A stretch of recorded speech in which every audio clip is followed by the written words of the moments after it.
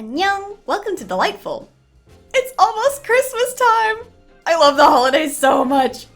I'm feeling super festive and sparkly and was really looking forward to this year's doll. You know why? Because it's a collaboration this year. I was invited by the Dolly Geek to take part in his Fairy Boy collaboration. The idea is that fairies are most often depicted as female, so we could use a couple more dudes in the mix. I'll reveal our 3 fairies at the end, and make sure you check out my partner's videos after this. I thought this would be a perfect opportunity to create an icy fairy prince character that would complement my other holiday dolls. Here's the concept art, subject to change of course. I have ambitions to make a big ice fractal-like pair of articulated wings, so let's see if I can pull that off. What base can I use for this character?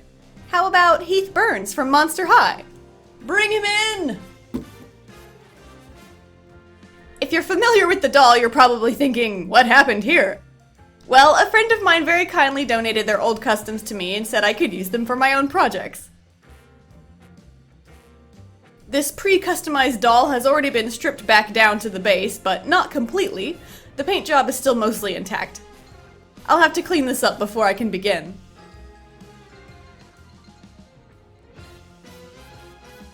I tried soaking the doll in a soapy mixture to soften the paint, then scrubbed it off with iron wool no less, but dang, this paint is really stuck on there good. I then removed the paint on the vinyl head using pure 100% acetone. And I'll call it there. By no means good as new, but good enough for my purposes. Especially for lighter colored doll bases, you can expect staining on the vinyl head like this. But that's okay, we'll just paint him a new color. But before we do, there's a couple modifications to be done. I poke wire antennas into his ears for an armature. Then mix up my 2-part epoxy and sculpt on elongated elf ears. Make sure you're wearing gloves when you use this stuff. I know it can be annoying to sculpt with gloves on, but hey, better safe than sorry. No matter how dope your doll's elf ears turn out, it's not worth your health. I also build up a little plateau on his back to accommodate the wing structure later on. I avoid single-use plastics best I can, but sometimes restaurants sneak in a stirring stick or a straw even when you ask them not to. That was the case with this thing, but hey, maybe we can use it to make his staff? I used the last bits of epoxy I mixed up to stick icicles and whatnot to the rod.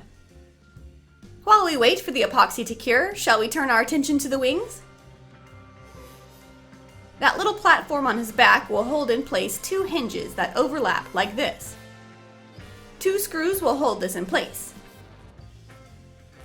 Each hinge will hold a rounded piece shaped like this that I cut out of mat board, which has a single hole in the end.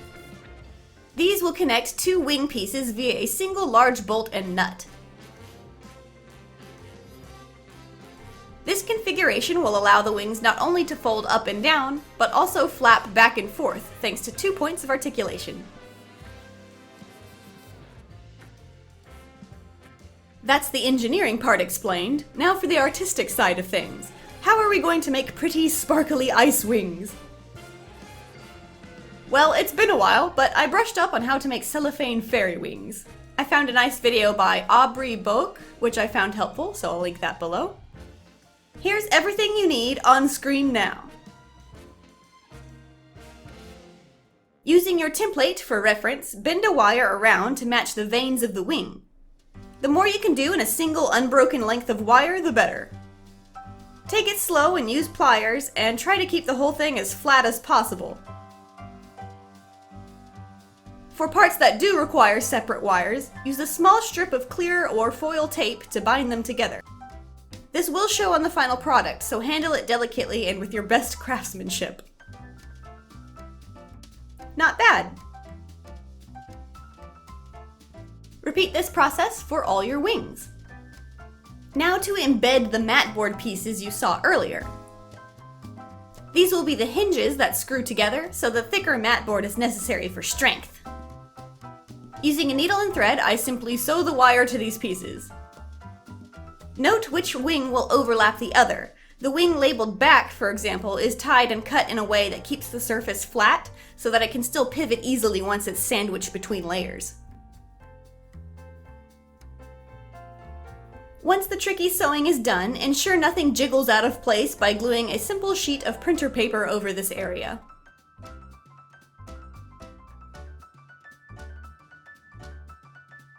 Now it's finally time for the fun part! We'll be using spray adhesive, so head outside and wear a mask for protection.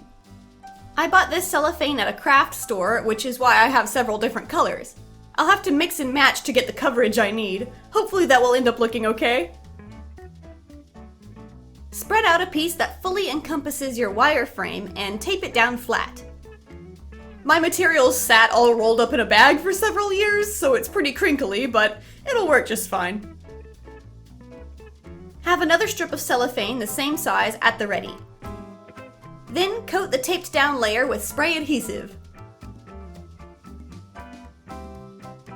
Gently place the wireframe on top and quickly press the wires into the glue. Before the adhesive totally dries, lay down the second layer of cellophane. Press this layer into the grooves of the wire, working from one end to the other. You're laying a flat sheet over a 3D surface, so it won't be perfect. Expect gaps and air pockets, especially around areas with lots of closely spaced wires.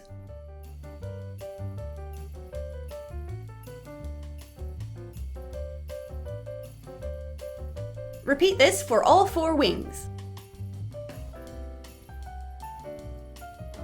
The glue does a great job holding the layers together, but the pieces are still fragile.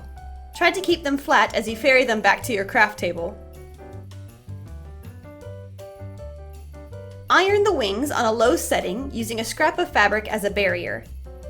This is the step that permanently heats up and seals the cellophane layers. Trim away the excess, leaving about 5 mm around the perimeter. What do you do with those trimmings? Well, don't throw them away. These chunks can be cut into fine glitter and look amazing when mixed into resin gems. In fact, I'm going to do that later on. So, into a Ziploc bag they go. Back to the wings. Light a candle to give yourself an open flame, and then melt around the entire edge of each wing. Practice on a spare clipping first to get the hang of it. This stuff can get away from you fast. Once you're feeling confident, dive in. This step melts the 2 layers together and seals them nice and close to the wire frame. It looks great and guarantees your wings will be long-lasting. I had remarkably good luck with this set of wings, but even so, I burnt the cellophane here and there, and the flame got away from me in a couple areas, searing big holes into the wings.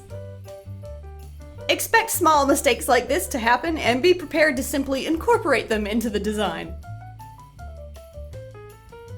Now, if you've got one, it's airbrush time! To help the material appear icy and cold, I frost the tips with white paint on both surfaces of each wing. The wireframe is visible, but to accentuate the edges even more, I hand paint a couple of edges and highlights to bring out key areas on his wings. And that's it! We're done with the wings! Aren't they beautiful? All that's left to do is screw the pieces together, but we'll do that at the end.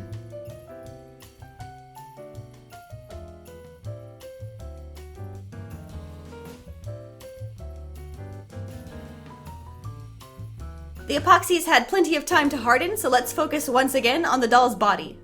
His oddly stained yellow-green body. That's all about to change with a fresh coat of acrylic paint. The skin tone I'm going for is a chilly light blue.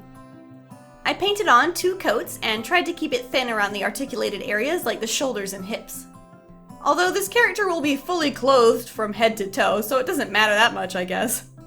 I'm happier knowing the doll is a nice, solid, clean color underneath, so it's just for me. Once the paint is dry, seal the deal with a matte varnish to protect it from chipping. I've used Heath Burns once before to make my Jolteon doll. I kept his yellow skin tone then, but you've got to admit, he looks great in blue, doesn't he? Somehow it really suits the doll. Kinda funny that I'm turning the Fire Boy into an Ice Prince. While we've got the airbrush station set up, I'm going to use it to blush the doll's face. This is terrifying because the doll's face feels so small and the airbrush is so unpredictable. 1 second it's a light misting, the next it's fire hose levels of paint exploding from the nozzle. Thankfully though, the blushing came out alright. The airbrush was nice to me that day. It's a Christmas miracle! Now let's paint the rest of his face. Yes, I'm only going to use acrylics this time. Not by choice, but I sort of ran out of Mr. Super Clear sealant and I haven't ordered anymore, so... That's alright though, I like the challenge of an acrylic-only face-up. That sealant is expensive and dangerous to use anyway, so part of me is really pumped about this. Like, yeah, if I just try really hard and get good with acrylics, I won't even need Mr. Super Clear anymore. Let's see how I do. I begin with the lip color. It looks perfect here, but ends up drying a bit darker than I like. You gotta remember that acrylic paint tends to dry 2 shades darker than when it's fresh. Because acrylic paints build up thickness quickly, it helps to have a game plan going in. For example, I lay down the iris color first, then the darker outer ring and lash lines to minimize the layers of paint I'm putting on the face. The more efficient you are at planning each step, the flatter and cleaner your paint job will be. I worked this out beforehand, and should mention that I'm referencing some more detailed concept art I made of his face off screen.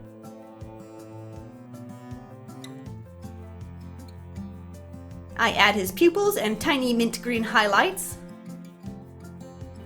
Then paint on a design element on his lower lids. I guess it's face paint? I was just having fun with this one. Going crazy with face paint is always a blast. I add white stripes and eyebrows, which take 3 layers of paint until they show up opaque. And he's done! Ta-da! To be honest, the combination of the airbrush, acrylic face-up, and matte varnish is pretty darn similar to the traditional pastel, pencils, and MSC approach.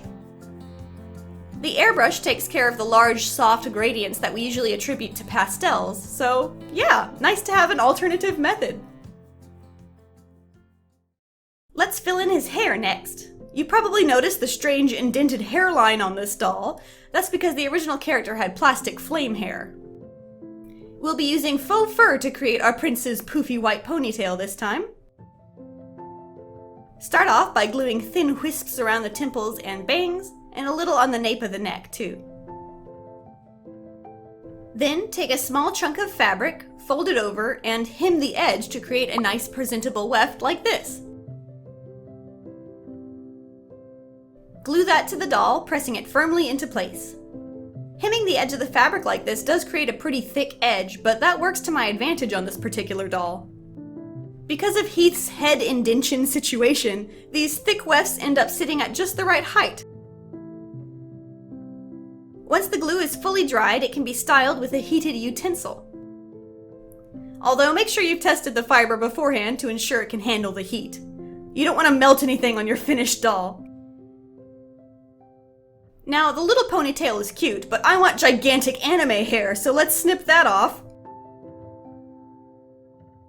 And glue it down into the head. Take a strip of fur fabric like this, and roll it up nice and tight into a cylinder. Sew the hair cylinder together, and now we have a thick, poofy ponytail ready for attachment. With a big dollop of glue, I squish that sucker on top. Once dry, this fur, or I guess we'll start calling it hair now, can be styled into spikes with a touch of water. Heat up the head hole using a hair dryer, and reattach the body.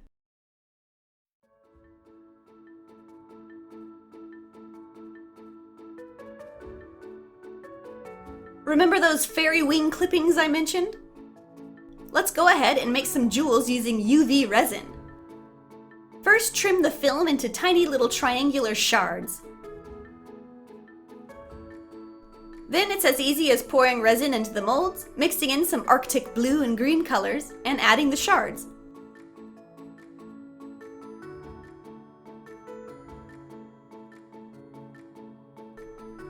I try to disperse them evenly into the resin so that they're floating near the middle.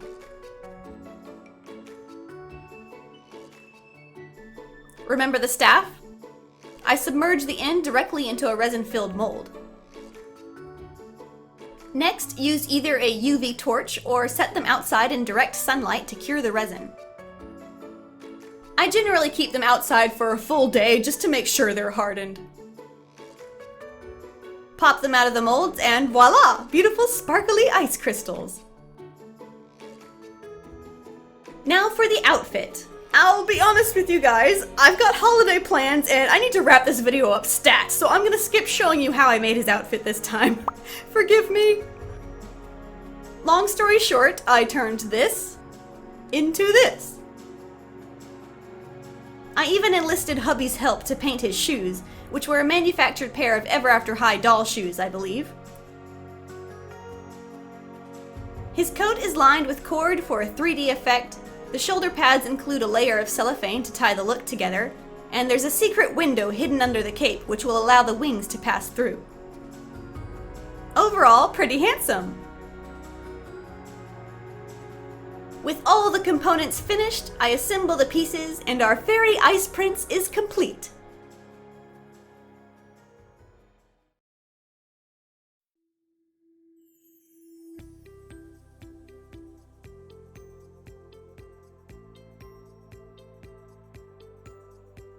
He looks like a total Final Fantasy anime pretty boy, doesn't he? High school me would be so thrilled. What to call him? Season's greetings from Prince Eryi Frostborne.